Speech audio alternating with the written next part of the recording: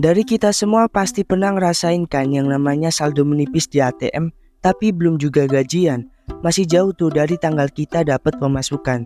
Tapi uang kita udah tipis, ditambah lagi dengan adanya keperluan mendadak seperti biaya kesehatan yang mendadak, ada yang tiba-tiba sakit, ada juga biaya transportasi atau kendaraan yang tiba-tiba mogok, dan kita nggak punya cadangan penghasilan lain untuk backup itu semua. Nah, di video kali ini gua mau bahas side hustle atau penghasilan tambahan yang mungkin kita mulai bisa lakukan sekarang buat menambah sumber income kita. Dan semua ini bisa kita lakukan bahkan tanpa modal, bisa modal gadget aja. Kesempatan di era zaman sekarang harus banget kita manfaatkan buat mendukung kita mencari penghasilan lain selain dari pekerjaan utama kita. Karena bekerja lewat internet, kita pasti cuma perlu internet, gadget, dan kita bisa bekerja dimanapun, di rumah, di cafe, dan lain-lainnya. Yang awalnya jadi side hustle, tapi kalau kalian bisa rutin dapetin uang yang lebih besar dan mahir banget di bidang ini, bisa juga peluang ini dijadikan pekerjaan utama juga. Langsung aja tonton videonya sampai habis biar lo bisa dapetin keseluruhan insight-nya. Dari semua hal yang pernah kulihat sampai semua suara indah yang pernah ku dengar, tidak ada yang membahagiakan di dunia ini selain dikelilingi uang.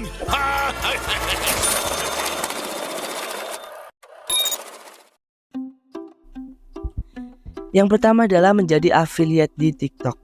Nah, affiliate itu sederhananya adalah kalian akan membuat konten video dan memasarkan suatu barang yang ada di TikTok Shop. Dan setiap penjualannya nanti, kalian bisa dapetin komisi 5-10% bahkan lebih dari harga jual barang tersebut. Untuk cara selengkapnya, kalian bisa mulai daftar di TikTok Shop lalu mendaftarkan akun kalian sebagai TikTok affiliate. Untuk caranya bisa kalian cari sendiri di tutorial YouTube. Banyak banget caranya, tinggal ketik aja cara mendaftarkan akun TikTok menjadi affiliate. Nah, cara kerjanya adalah setelah kalian berhasil diterima menjadi akun affiliate, kalian tinggal memilih barang atau search di pencarian TikTok barang apa yang pengen kalian pasarin atau jualkan.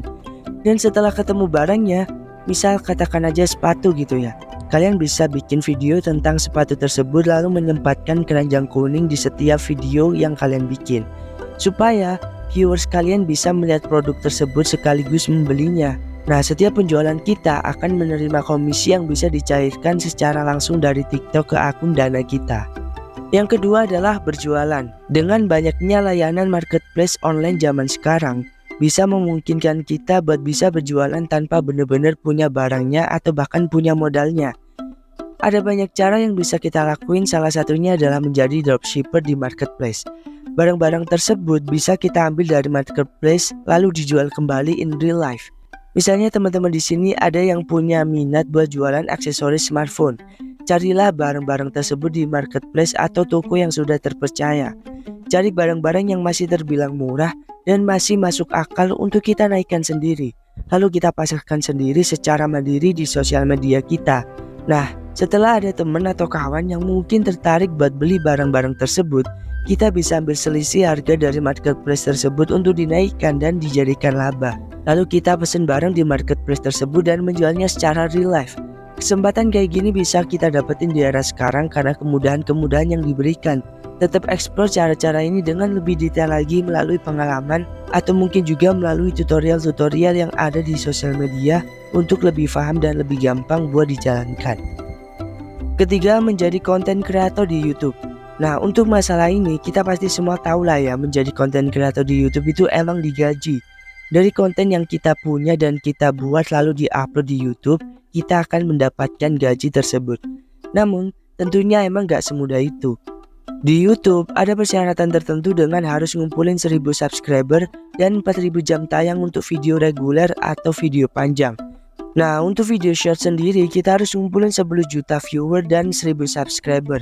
Tentu semua persyaratan ini adil karena kita bisa bayangkan kalau kita bisa ngerti cara membaca algoritma, cara membuat konten yang bagus, cara membuat konten yang bermanfaat, semua persyaratan ini akan mudah kita dapetin.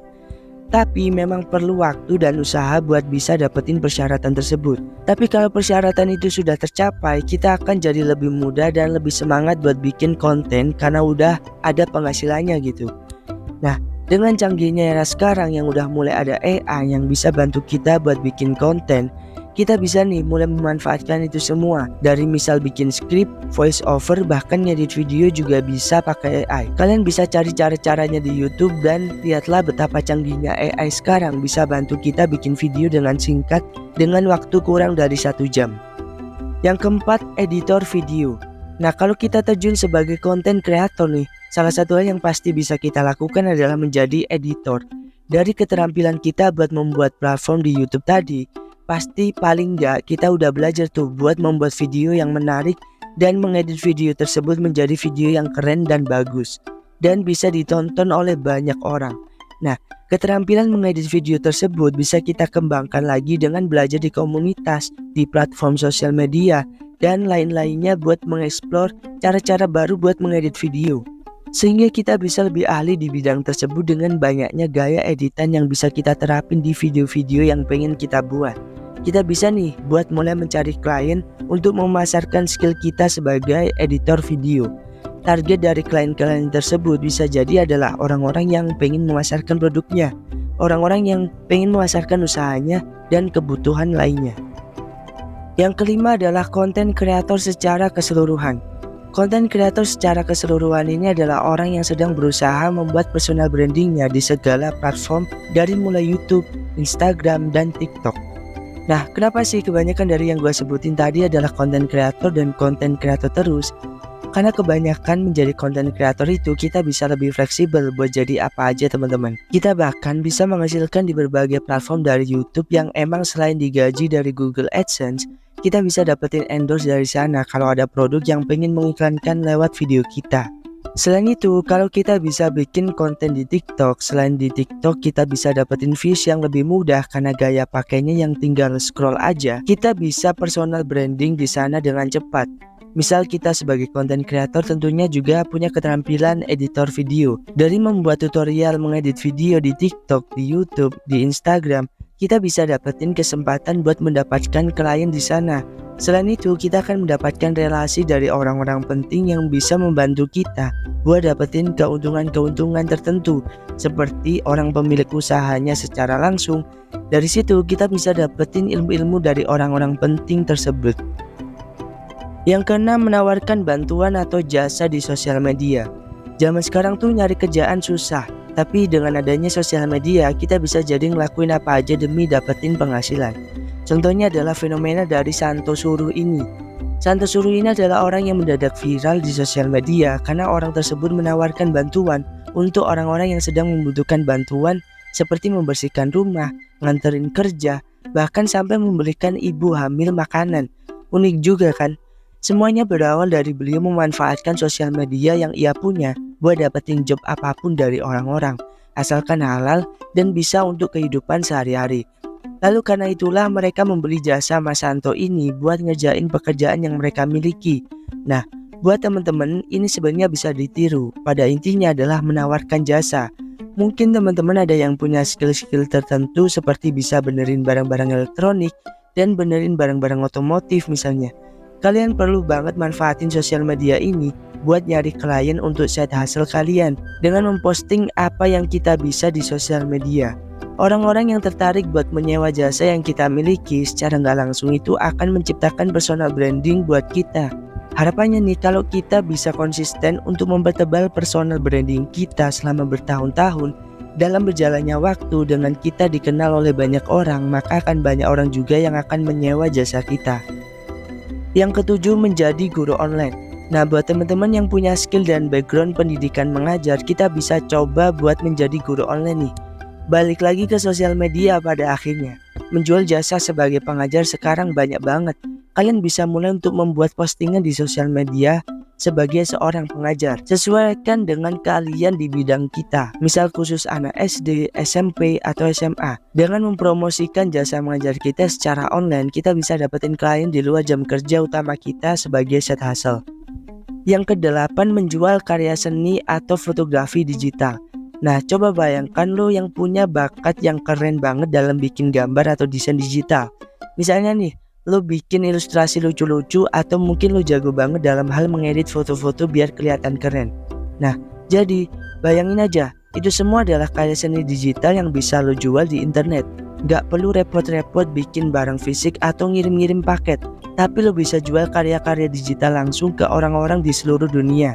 Cuma dengan upload karya-karya yang lo punya ke platform-platform kayak Shutterstock, Adobe Stock, atau Etsy.